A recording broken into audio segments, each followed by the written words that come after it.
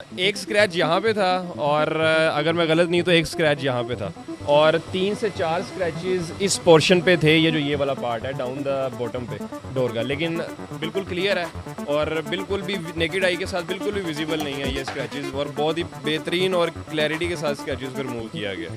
अस्सलाम वालेकुम, मतीन ऑटो से नदीम सर। ये हमारे पास करोला GL आई है।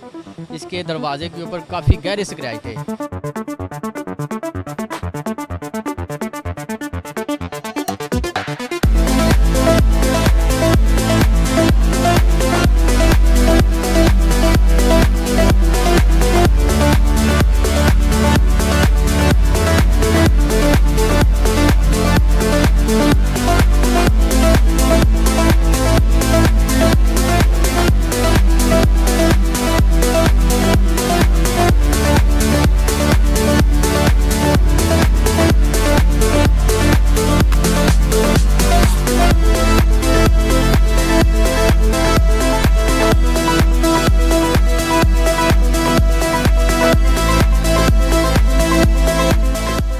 जो हमने काम किया है, ये भाई हमारे पास है, इनसे बात करते हैं और इनसे पूछ रहे हैं कि काम कैसा हुआ है।